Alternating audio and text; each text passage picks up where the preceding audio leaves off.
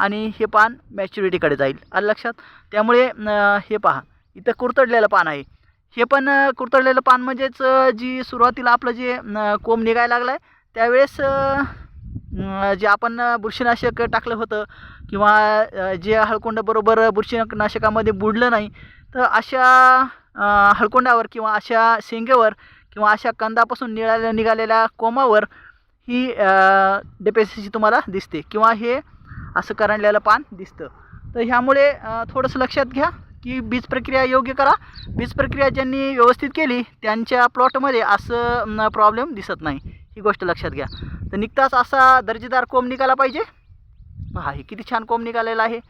असा दर्जेदार जर कोंब निघाला तर हे प्रॉब्लेम तुम्हाला दिसणार आहेत. कशामुळं? कारण याचं जे बियाणे प्रक्रिया झाली ही योग्य झालेली आहे. तर जिथं बियाणे प्रक्रिया योग्य झाली नाही तर अशा ठिकाणी